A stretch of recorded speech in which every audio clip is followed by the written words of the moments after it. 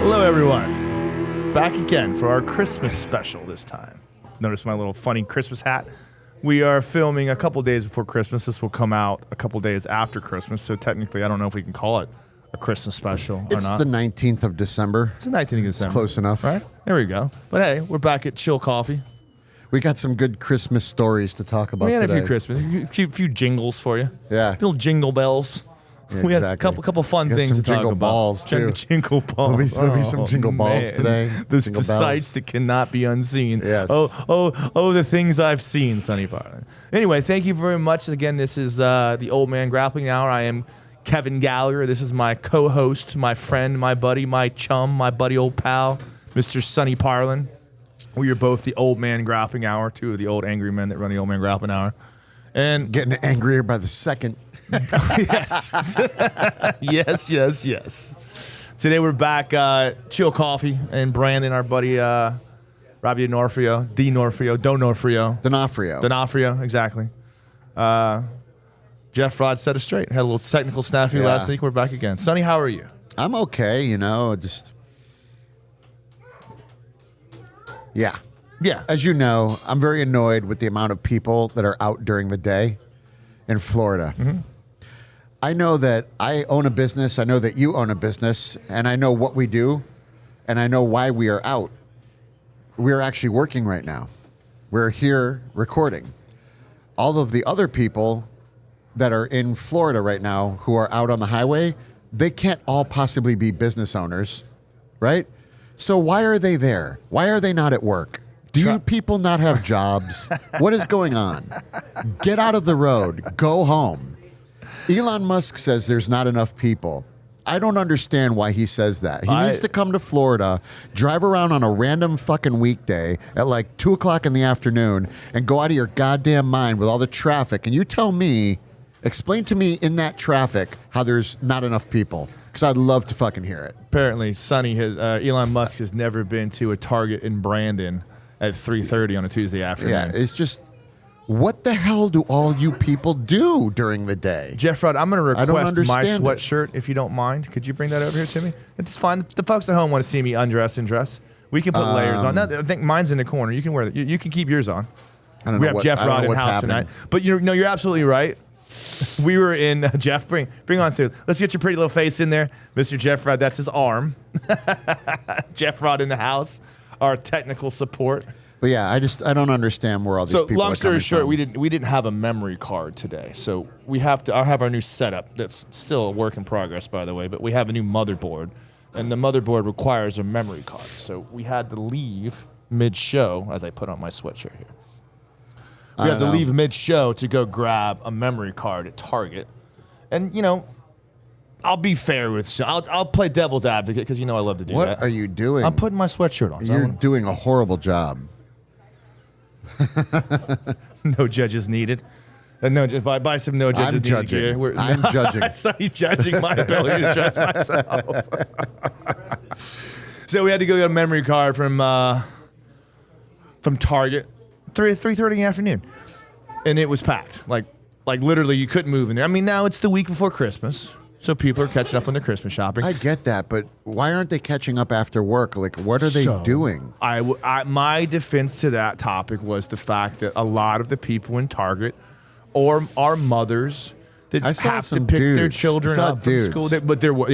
There were a lot of just lonely dudes wandering around Target. Swinging dicks. Swinging dicks.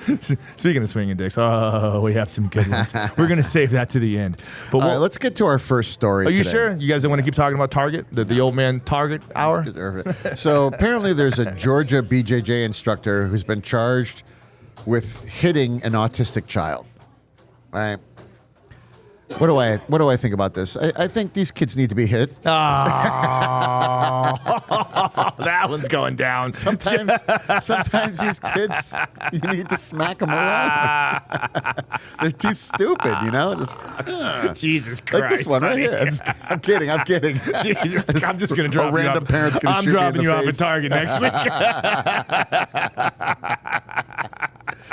No, you can't do that. Can't do that. Look, I have some autistic kids in my program, and Lord knows I would never hit them. I mean, I wouldn't even really talk to them cross because you can't. Like autistic kids, it depends on how autistic they are, but they typically don't even really know when they're doing autistic shit. That's the whole point. Well, I feel like they can't really do wrong, you know? I'm going to tell you as a kid's coach, everybody has bad days. You might have a day where you lose your shit a little bit. You yell a little bit more than you need to. You get a little bit irritated and aggressive with the kids unnecessarily. Autistic or not, there's never a world where you can lay hands on a child. You're a parent, right? I'm not a parent. So I can talk about this as from the third person or whatever, as someone that can relate. But I can't really relate because I don't have children. Think about what you would do if you dropped your child off at some martial art gym and found out later that guy lost his temper and struck your child. Right, but see, here's the thing that the story doesn't provide. It doesn't provide any context. And I know some people there might is be no thinking, context well, hold that on, justifies that. because was it this, slapping Right. your hand, Right. or was it a smack upside the head? Like, Right. what are we talking about here? Right. Because I wouldn't be surprised, man. Yes. If some In today's world. Yeah, in today's world, if Right. some parent wasn't like, he looked at my kid the wrong way, I'm calling up the police for assault. And it's like, who really knows? But, I mean, I think for the cops to come and actually arrest you and charge you with assault or battery. I agree with you on that. That, I have seen some YouTube viral videos. There's one actually of a coach in Florida, football coach in Florida, that lost his cool on the football field and punched one of the football players. Now, the kid had a helmet on, but there's a difference between smacking him on the head to get him riled up and the anger and the intent of actually hauling back and punching this kid in the helmet. That's the context. They're kids. Right. They're kids. And it just, there's no reason at all. I would have to think that in order for this guy to actually get busted, There's something bad. because he's a BJJ instructor, he Yeah, probably has something bad. cops as students, Something and he bad. knows. Yeah, exactly. It must Something have been bad. bad. It Something must have been bad. bad. So, but hey, look, innocent until proven guilty and all that. Well, there's all but we're still kinds going to of- put up his face. Of course. Fuck that guy. This guy right here. Yeah, fuck that guy. Jeff Rod will be provided with the appropriate information. What about the other guy? What about the guy we were going to talk about last week? We forgot about the guy who sexually assaulted a 14-year-old. So there was a dude that he was a BJJ coach that was arrested for sexual assault of a minor up in Connecticut. Right. Yeah, I mean, We'll definitely display that prick's face. Unfortunately, on the freaking, it's happening more and more, and it's really terrible for our art. But I think the best thing we can do as coaches is shine a light on those people, it's because if we're trying to hide that, we become complicit in a way. And I never want to be complicit in that kind of thing. So I'll always going to be shining a light on coaches that are inappropriate with kids.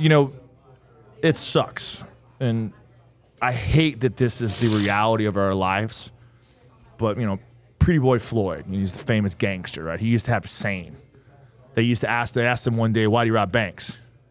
And he said, that's where the money is. And I hate it, but when you think about the reality of why sexual predators get involved in youth groups, get involved in child coaching. Right, they have the authority. Because that's where the money's at. Yeah. That you go there because there you have complete access to children. You have complete access to parents that are vulnerable. It's a little different, though, because you and I know how hard it is to become a black belt in Brazilian Jiu-Jitsu. So to go all that way, just to do something stupid along the way like this, and look, we all make mistakes as coaches, all of us. Yeah, but banging a 14-year-old is not a mistake. Right, exactly. Punching an autistic kid is not a mistake. That's a flaw in your character. Exactly. That's a sickness that you need to address. I agree 1,000%. So, what one person's bad is another person's terrible, and that's where I draw the line, is when a coach is caught with evidence showing that they were inappropriate with a child. That's it. I'm done with them. Yeah. God no. Yeah. I mean, and that's like, you have to be too. And it sucks and it's sad because I don't want to beat a dead horse, but we had the Marcelo Concalves issue in our organization for a long time with fight sports. And it pained me greatly. And it's something that took me a very long time to come to terms with. And I have since mended some relationships over time. Well, it's hard because here's a guy who was caught dead to rights doing what he did with inappropriate relationship with a teen girl, right. and instead of facing the consequences, he fucked off to Brazil. Yeah. Well, even more than that, like when we talk about he made an egregious mistake. And there are still people that are his friends and family that were there for him post, which I guess is understood. However, if your business is based upon teaching children or having anything to do with teenagers or kids, unfortunately, if your buddy fucks up, Yeah. sorry, dude. Yeah. If you did something that's now going to jeopardize my appearance, my ability to maintain what I do, you're fucking gone. And I did a great deal of research on this with the Jiu-Jitsu Times and Avery and, a bunch of different people that were involved trying to expose this and talk about it back when it was coming out. So I was very, very heavily invested in this. And it was a very difficult thing for me to deal with at the time because I knew the girl and I knew all the players that were involved. And it cost me some friendships. However, in this world, especially in the horrible world of jiu-jitsu where this seems to happen all the time, we have to be better. Not just as, obviously, not being a perpetrator, but shunning those people that are involved in that. Since that's happened, I don't talk to anybody that I used to talk to that was part of that same team. Yeah, I mean... And it's unfortunate for me because, some of those people I looked up to, I've trained with, and because I know what their role in that situation was, I don't talk to them anymore. It's okay. I'm fine. I don't necessarily believe that people need to be held to the fire for making mistakes for the long course, especially if you were someone that was on the secondary side of that. And that's where I'm trying to get to. I don't want to name names, but there are some people that in the beginning... It's pretty easy for me. If you aid and abetted that person, I'm done with you. Yeah. I don't care who you are, what your status in the BJJ community is. What level of aiding and abetting are we talking about? Like basically giving him money. Yeah. Saying that they condemn the actions of this person and then training with him behind closed doors. I know. All of those things. I'm sorry, but fuck you. Yeah. I don't care who you are. I don't care what your team is. I don't care how fucking good of a grappler you are. How many goddamn ADCC fucking medals you have. Fuck you. Yeah. That's what I think about that. It really is sad. And it's something that, you ever seen the movie Chinatown? There's a great scene at the end of Chinatown when the little girl that's caught up in the middle of it that gets neglected, and the whole story is kind of based upon her, the illegitimate child. Well, she gets shot in the end, and the rich guy gets away with it. Everything moves on. The life continues to roll. What the hell movie is this? Chinatown. You ever seen Chinatown? No. It's classic. Classic movie. Jack Nicholson movie, Roman Polanski movie. All right. Yeah, really classic movie. Chinatown. All right. So at the end of the movie, Jack Nicholson, who is completely exasperated, he's like this sleuth that's used to everything, and this is the one thing he's like, he can't put his finger on. It actually affects him. Tarnished, jaded old Jack Nicholson. He looks at the cop, and the cop looks back at Jack Nicholson, and he goes, well, that's Chinatown. As if to say, that's just the way the world works. Right. In situations like this, unfortunately, people forget. They move on with their lives. Everybody that suffered got away with it or moved on, and you just put your hands up in the air and you say, hey, that's Chinatown. But long story short, if you're a pedophile... Long story long. Yeah, long story. Exactly. If you're a pedophile, if you're involved with anyone in that, and you are abusing children on my watch and messing up my game, we are going to expose you, and you deserve to be exposed. And I hope the rest of the jiu-jitsu community... And God forbid if one of my coaches ever... It would never happen. I'm very, very careful about who the fuck I hire. Vet your coaches. Get your... they all need to have background checks. I'm very careful about who I hire. Yourself. All right. Hang on, I just want to finish this. If it was ever one of my coaches, I'd probably hurt them. Yeah, I don't know what that wouldn't happen because I vet my coaches. I don't know what I would do. That said, Kevin and I don't normally get into political issues on this show. Maybe we should save that. Maybe we should. Are you sure? Maybe we shouldn't move directly into that. No, this is a good one. This is a good one. I feel. So we don't normally get into political issues on the show. However, this is pretty funny. Some things are just so flagrantly crazy that they pop into our world, even though we try to stick to our own thing and just stick around with jiu-jitsu. But man, did you guys see the dude taking it up the ass in the Senate? That's crazy. Dude was taking a hog. up his ass This is great in conversation for a the coffee U.S. shop. Senate hearing room. Merry Christmas. Oh my God.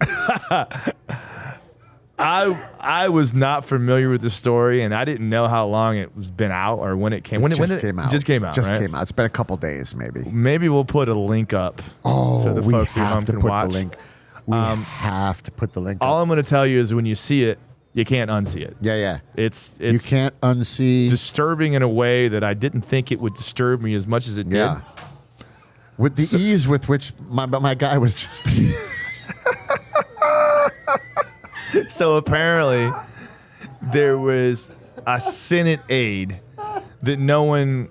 They haven't named him. They didn't say who he was, but I guess he's. No. They, Did they say it was? They know who it is now. All right. When that story first came out, It was. they didn't know his name, but Right. but the story Right. has evolved since then, and of course he's been named. It's like Aiden something or other. He So- was He was in the Senate hearing room, right? The Senate hearing room. Yeah. Senate hearing room. Yeah. Behind the stages or whatever the hell he was doing, and you can just see him. He's got like a little harness on, like a little leather jackstrap or whatever. he's just Ah. he's just looking around. Just took his shirt off, I think. Just the old man grappling hour. he's just looking around. And you can just It was see hot. It was hot the in there. video. Well, click on the link and you'll see. Just yeah, exactly. YouTube's gonna take us down, but Yeah, I mean, so I don't. It's maybe not. I don't know. I mean, it's not really a political conversation. It's just what the hell's going on in the U.S. Senate. I mean- How are they gonna? I just remember they told us how their decency was on the ballot, and since then we found cocaine in the White House. Now this, I mean, decency is on the ballot for sure. Get It your is. house in order, pun intended. It doesn't do it justice. Click on the link and watch. Yeah. And The crazy part and is be they forever put it scarred. up. It's not like it was like found footage or like security camera footage. I mean, it's like these dudes, they took the video themselves and just posted it in some like gay forum somewhere, and they're proud of themselves. That Well, I they- mean, I'm sure they tried to stay anonymous. I'm sure they didn't want people to know who they were. I mean, He's got to know there's going to be knows? severe retribution for this. Bro, I mean, who knows? They're probably young, like in their 20s. He probably thought it was cool as shit. It's like you're Super excited. dumb. You're still dumb when you. Sorry, young people, but your brain isn't even fully developed. You're 25, and it's. Yeah, well, I don't know. long story short, it was a very disturbing Schlong story short. Schlong story short. This is definitely not short, but it was a scary, scary visual. Yeah. I'm afraid. and Judging by the cons- amount of space, because they blurred Yeah, it. there was a- they there was- blurred it, but judging by the amount of space. I hate the fact that we're having this conversation. There's a great deal of space between thrusts. I mean, I'm not to condone such actions, but homeboy was taking it like a Look, champ. If gay is your way, that's okay. Just don't do it in the U.S. Senate. Guy was Please. Guy was oh Jesus Christ! Remember when gays just wanted to get married and just have Yeah. just Well, live I their mean, lives and hey. be left alone? Gay rights are taking a new stand. You know? Yeah. Hey, but I want to bang in the Now freaking U.S. Senate house. you should have the right to just bone your partner right in the U.S. Senate room. Why not? We are so getting canceled. It's just unbelievable. It's like, let's vote because decency is on the ballot. Rod just So let's vote for Biden. Rod's just gonna edit like 90% of it. This podcast is gonna be about 3 minutes. It's gonna be, Merry Christmas. Here's our sponsors. We'll see you next week.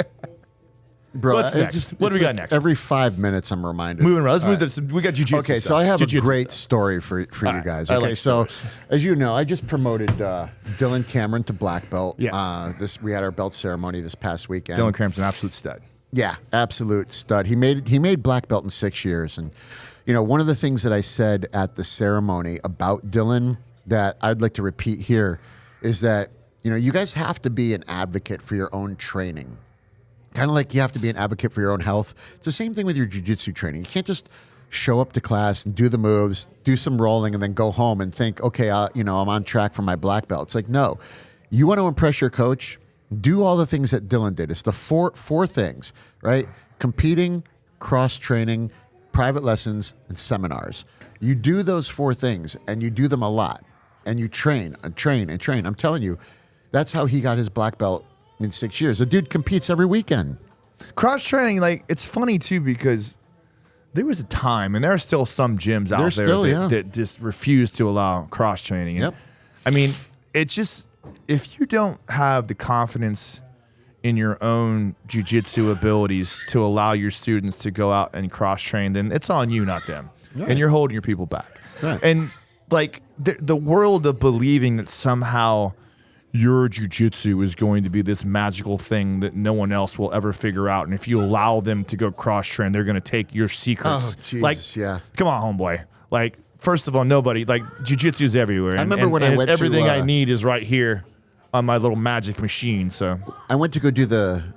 You were out there too for the IBJJF no-gi worlds back when I went. yeah, you're eligible to get your IBJJF black belt second degree certification. By the way, my second degree. Just FYI, we competed 6 years ago as a black belt. Sorry, continue. It was 6 years ago. So when when I first got my black belt, you'd probably already been a black belt for like a year or something like that. But when I went out there, I remember they wouldn't even, like, I tried to go cross train at some of the gyms out there. None of them would let me train except for 10th Planet. Yeah. And the reason why is because they thought that I was going to somehow steal the moves of. Right.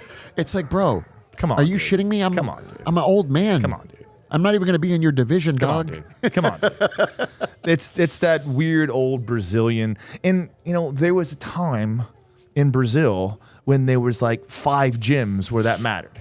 And, you know, I can understand it at that point because you're going to compete against that person or fight against that person in a Vale Tudo match or cage match or whatever in the near future, right? So, therefore, you do not want them to know your game plan, your secrets, all that other shit like that. But, dude, like, there's a goddamn jiu-jitsu gym on every fucking street corner now. Like, come on, homeboy. Cross-training, people that don't let you cross-train your gym, like, well, you know, they specifically said we don't let people cross-train during the week of, you know, the worlds, and it's like I'll remember that.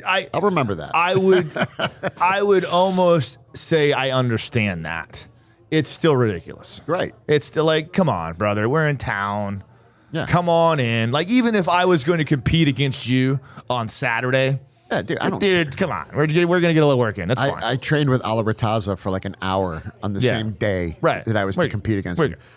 Anyway, so the funny part of the story is one Back of my to Dylan students. Cameron, sorry, Yeah. Right. One of my other students, this kid Henry, always makes these edibles that are just out of control, right? Always. Now, I've learned over the years, I have a very, very strict policy. I do not accept baked goods from students, ever, for any circumstance, with the exception of the one person who works for me, Kate. If she brings in something that she made from home, I'll eat it because I trust her. My other students try to bring in baked goods. I do not accept, or I'll say thank you and then throw them away. But I don't accept them. I don't eat them, and that's why. I'm a big acceptor and throwing. I don't throw anything away. Oh yeah, we got. I do, and the reason Always why is accept because the there was at least invitation. 5 people, including Dylan, that were taken out by these edibles, and they were vomiting all over the gym. Like At the gym? Yeah, at the gym in the bathrooms. We had to clean it up, and I say we, I mean like we other as in- people, not the me. people you paid to go clean puke And up. bro, it was crazy. And then I was like trying to call this other kid the next day, and I was like, "Yo, you want to go shooting with me?" And he's like, "I'm throwing up right now from eating Henry's cookie." Dude, literally everybody was like vomiting. And then I talked to this other guy, Jim. He's a 60-year-old purple belt, great shape and everything.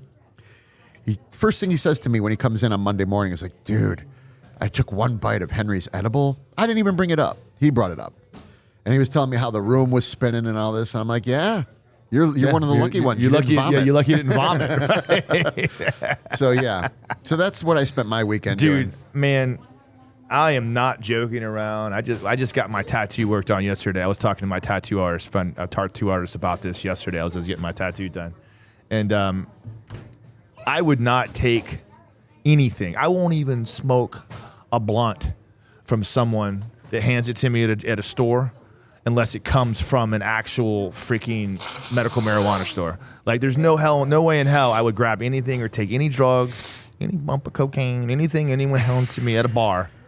There's fentanyl in everything. Like, I am not joking. Folks at home, I love all of you. and I am not here to judge what you may do in your own recreational time, and this is not even a joke.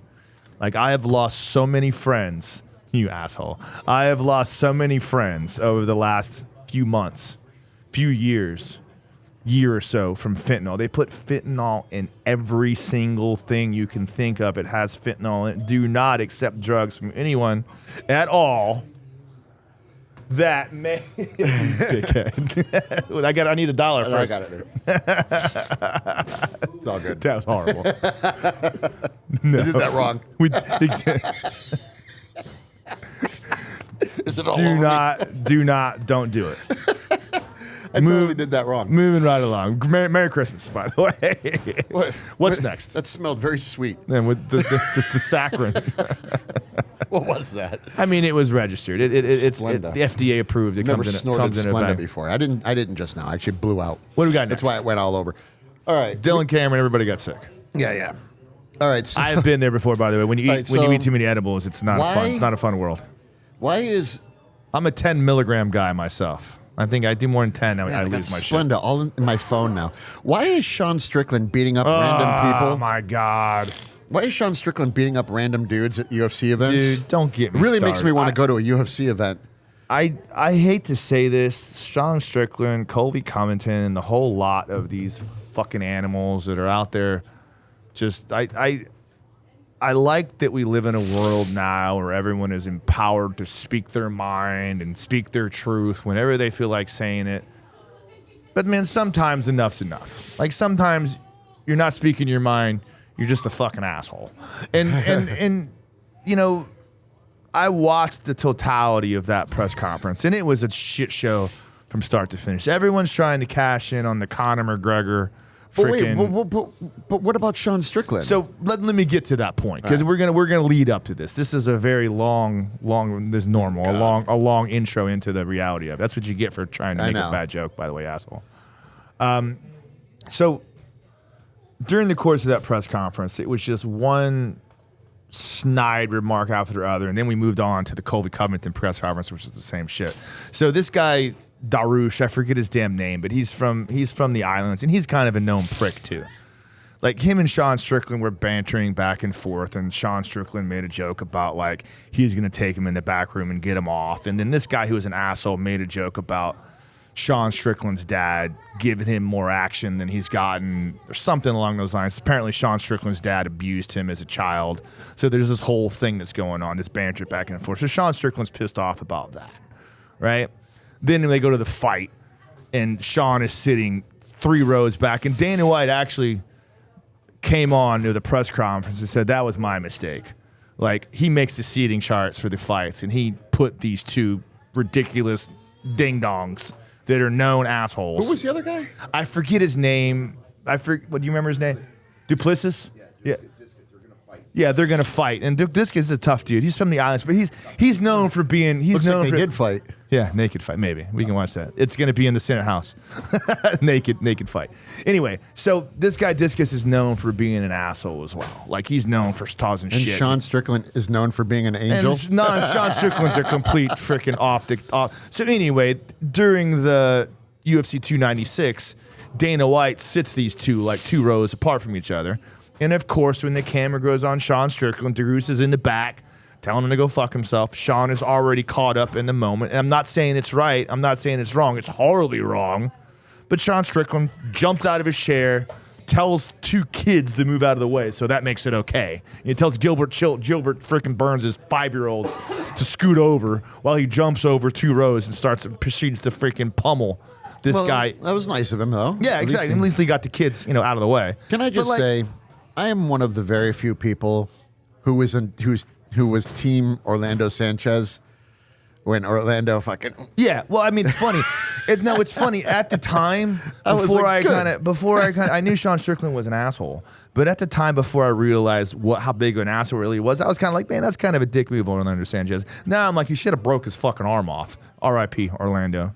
Big O, by the way. Well, he's another dead. victim of fentanyl, by the way. FYI. Oh, folks really? At home. I Yes, didn't know. absolutely, absolutely. So moving right along. So Sean Strickland gets escorted out of the room, and like again, we're living in a world where there are people at home and people in the world that still believe like Sean Strickland was righteous in doing that, which is a complete crock of fucking shit.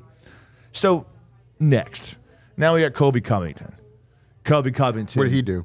In the same press conference. First of all, Colby Covington's a bitch. He got his ass kicked in this fight. He talked all this shit about Leon Edwards like he was going to be Mr. Badass and ended up getting Remember, fucking I haven't followed MMA since '93. The folks at home get this. In the press conference, things just got to a ridiculous point where Colby Covington was saying things about Leon Edwards and I think it was his dad again, who died or some shit like that. And it's like, what the fuck are we doing here? Like Sugar Shane O'Malley and his Cheeto, they hate each other. That's fine. But at a certain point, Dana White needs to step in and say, we will no longer tolerate this. This is ridiculous. We need to draw a line in the sand. And yeah, we want to promote fights. That's cool. But like, we can't put it to a degrading level that what this is starting to become. There has to be some stop point, because this is where we end up with things like this. We end up with Sean Strickland jumping over chairs, causing a brawl at a fight. We end up with Conor McGregor throwing a chair through a bus, and then a riot at the end of the fucking Khabib fight. Where does it end? That's a good question, because how much responsibility do you think Dana White bears in all this? Because here's the thing. At the end of the day, come on in, get a cup of coffee. You're pretty. Come on, you want to get on stage and shit? We need a pretty face to make it look good. Hello. Bye, love. Have a good day. Enjoy your coffee. Kevin hitting on the customers. Why not? What the hell? I look important up here with this microphone in my face. So honestly, it's like, I ask how complicit is Dana White, because in the end, people do these things. Like, what's his name? Conor McGregor through the what do you call that thing? The stool. No, it was a stool. Okay. It was a hand truck. He threw the hand truck at the bus. Right. What's his name? Sean Strickland jumps over and starts beating up fans or beating up the other guy. Here's the thing. At the end, everyone is going to say, well, it really raised our numbers and got people to tune in. And therefore, this behavior will never really stop. Not. And Dana White's answer to all of this shit always is, well, that's what fighters do. This is what they do. I can't control these guys. And that is absolute fucking bullshit. Don't think that Dana White, after that press conference, after he said all this stuff, did not have her sink it little chubby thinking about how much he's going to be able to sell that fight because of what happened. And if this is his answer, if it's just how fighters are, then I don't want to fucking know any fighters, because they seem like douchebags. Well, sorry. This is the other side of that. And this is the moral obligation of success. And I hate fucking saying this, but it's got to fucking come. Dana White is profiting off of all of this and built an empire, the UFC. Now, to say he cannot control this is a lie. He 100% can step in and say, okay, you know what? Like, I see this trickling down into young fighters now that act like assholes in press conferences and try to push things to the next level to try to promote. There's a difference between promoting the fight with your personality and building, distrust and pushing it to the level that we have possibly criminal and completely insulting and degrading comments in degrading circumstances. Dana White 100% could put a stop to this. He could say to these guys, look, if you make an ass of yourself too far, I'm going to dock you. You're not going to fight for me. You can act with a little bit of character to be employed by my freaking associate. But he'll never do that. No. And he likes to play the card of, oh, well, these guys are going to do what they want to do. But don't you ever forget and think that he doesn't have complete control over them every step of the way whenever he wants to. Yeah, he could shut this behavior down. He could shut it down like that. In an instant. Anytime. But he doesn't, because this kind of behavior is what sells tickets. It's what sells tickets. But he doesn't need it. He doesn't need it. Look, this is why I don't watch UFC anymore. I don't watch MMA. Because I don't give a shit to watch two testosteroned out dudes get into some fucking beef that I don't care about. When the WWE bought the UFC, you see this even more, and I hate to say it, but we're starting to become professional wrestling. Now, the guys are still fighting hard. They still got to go out there and win a fight, i.e. Colby Covington getting smashed by fucking Leon Edwards, no matter what that freak tries to spin it as. He got his ass beat. It wasn't even close. It wasn't even fun to watch. However, bro, don't think it's not a show anymore. I would almost rather spend a night at Hamburger Mary's than go to a UFC. They're going to put one in the Senate. It's going to be, they're going to erect one. fully erect, by the way, too. There was a hell of a gap blurred out. It was Oh, kind of my God. impressive. I'm sorry. Dude had a hog, I didn't don't he? talk about that guy's hog anymore. I'm so sorry. He looks like he took there some are literally Viagra, people too. sitting in this coffee shop trying to enjoy their day, playing chess, talking on the phone. It's been a great day. Robbie's it's never going to let us unbelievable. What back else we again. got on this What thing? else we got? I think we got one more topic here. Oh yeah. So this question was posed by BJJ White Belts or something like that on Instagram. How would the average jiu-jitsu practitioner do against an NFL linebacker in a fight?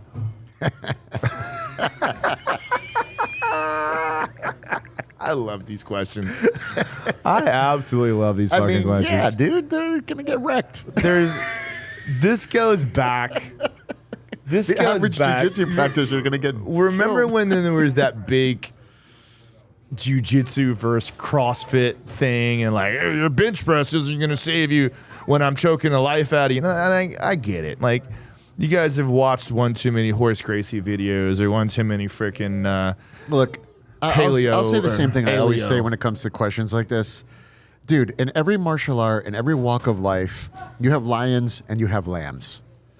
How will the jiu-jitsu practitioners do? Well, if they're a lion, they'll be just fine. Right. If they're a lamb, they're gonna get their ass kicked. You're gonna They're just do, more I mean, lambs than you're lions. Gonna do that's better. all. You're going to do better than someone that's not trained. Right. You know, you're going to be able to maybe keep yourself alive. Right. You know what I mean? But I mean, I have guys that come to my gym. I train with an offensive lineman that used to play for the Bucks, and we've got guys at our gym right now. Big Cayman, a couple bigs that are just massive human beings. I have in my gym right now a purple belt who used to be in the NFL Yeah. on the practice team as a linebacker. Yeah, and you know, And guess what? He's 280 pounds, not fat, by the way. He's 280 pounds of shredded muscle.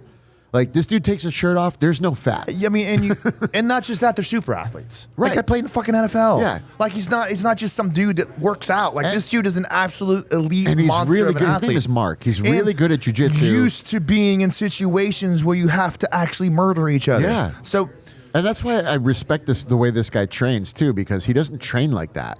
Yeah. He actually trains, like, cerebrally. He plays the guard and... because they're intelligent. Right, So, right. but, and we appreciate that. Yeah, because absolutely. if we lived in a world of reality, and I'm with this 320-pound ex-offensive lineman that's 6'7", and he's in my guard. Like, I mean, if he really wanted to, he could just grab my eyeballs just like the fucking pick mountain you and up, squeeze my leg. Like, throw you. oh, this is cute, Coach Kevin. I remember I swept him one time and I mounted him, and homeboy threw me. Right. Like, threw me off of him into the wall. Right. So, you know, I hate seeing this because you're right. There are some people that will be okay, and you're better than a non-trained person. But I'm just going to give all of you folks at home a little bit of reality. Like, yeah. If you're a don't- white belt or a blue belt, maybe or even a purple maybe even a belt. I mean, anybody Really, at all. really, Like, yeah. you know, like, Black belts too. you will be okay. You will be able to protect yourself, and for the most part, you'll probably be fine. But never underestimate the X factor. Never be like, you know what? Fuck that CrossFit guy that fucking deadlifts Right. 600 pounds and He might and train too. Yeah, or even that. I mean, good luck getting that asshole to the ground. Right. Yeah, good luck grabbing a hold of him and being up. If you can grab a hold of him before he picks you up over his head and slams you on your fucking face.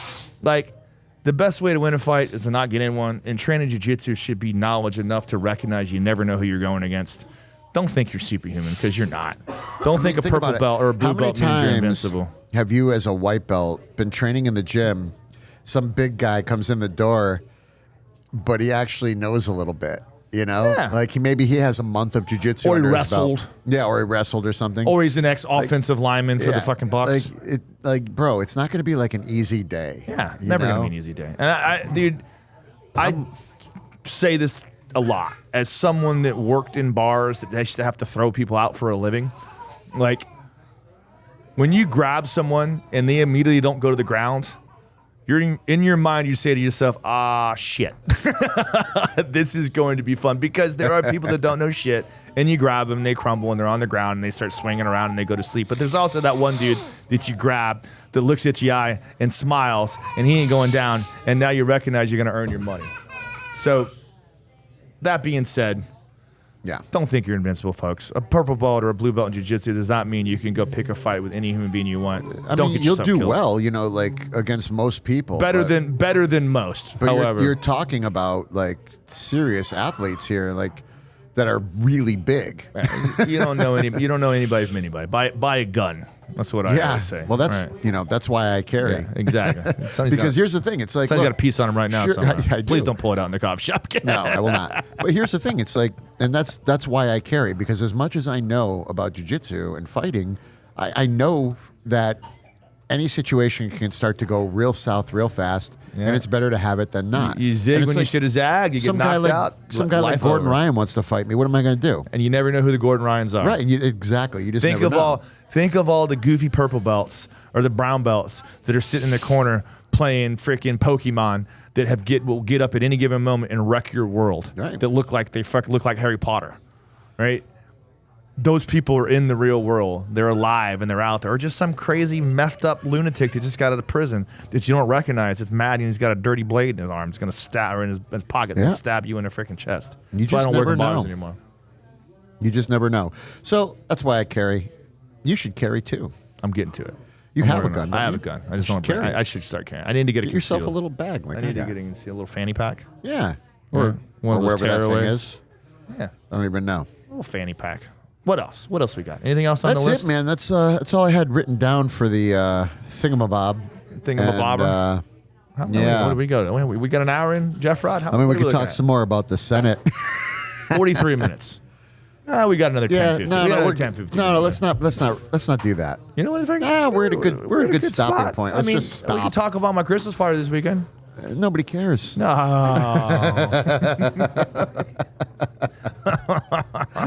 Unless you had people vomiting. No one at your Christmas party. No one vomited at my Christmas party. That's because you don't have good weed. I mean, we'll just take a minute and thank everybody at home. Yeah, let's thank our sponsors. Yeah, Christmas is on the way. If you haven't got your Christmas done yet, go out and do it. I guess we can cut a little bit earlier. Let's see what we got here. So, to start with our sponsors for Christmas time sponsored, obviously first and foremost, we want to thank Mr. Troy Regano from No Judges Needed. I'd put on his sweatshirt awkwardly to begin the show. Troy Regano has been with me from the beginning. Before we had a podcast, before anything else, Troy Regano was giving me money for shit that I didn't deserve to do. As I was fighting and competing and keeping my ass alive.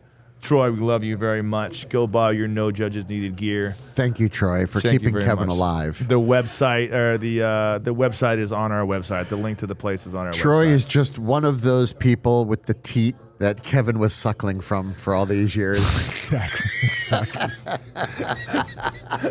I'll tell you about. Speaking of teats, let's continue along our sponsors. I'll tell you the teats that we are currently suckling. I will tell you that Troy Regano is truly one of the most truly altruistic people I've ever met in my life. Does things for people without any idea of any motivation for self. But his nipples are self-gain. tough, and it's because of Kevin. His nipples are very tough. Moving right along. Leheel Biogenics. We're not going to say anything. We're not going to say anything about. Yeah. About. Don't do it. Don't do it. Don't do it. I'm sure Stacy's nipples are fine. That was me. Stacy, I love you. Leheel Biogenics. Stem cells. Peptides. What's your favorite peptide? I like the CR29. CR29? The B negative Yeah, 5. yeah. The B negative 5. Homeboy in the Senate House. But He was seriously, what running is a on some good. He was on peptide? some good Like, what is- again? It's a. Did I ask this last week? Sonny? You're asking the wrong guy. I'm not. This isn't the Huberman podcast. find this We are out. gonna have a professional on coming up fresh after the new year. We're gonna have Stacy on for a What podcast. is We're gonna have her a explain it all. peptide? But if you are looking for any peptides, any rejuvenation, any longevity, I'm sure they do Botox, anything you can I don't think think of. this is going to help me learn because it says a peptide is a short string of 2 to 50 amino acids Exactly. formed by a condensation Exactly. reaction joining together through a covalent bond. I have no idea. what that- Covalent bond. But Covalent? I don't know why I know that.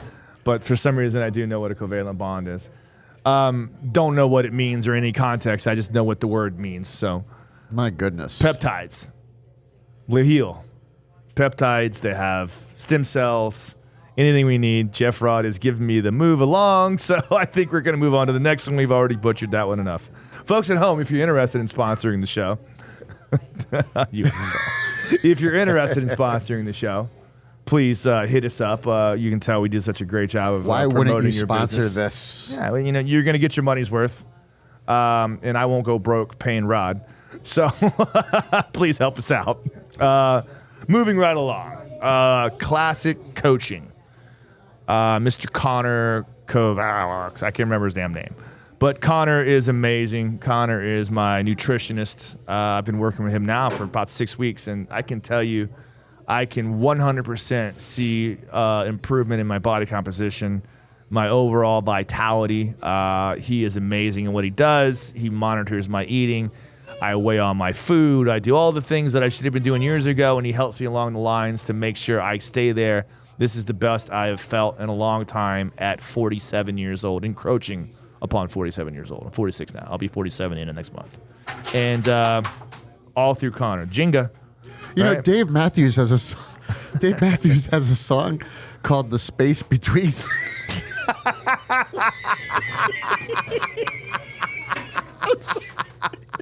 It's fucking... Watch the video, guys. It's impressive.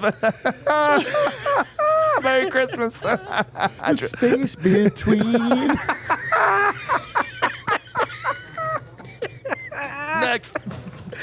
Next. Dude, they put the video up themselves. We didn't put it up.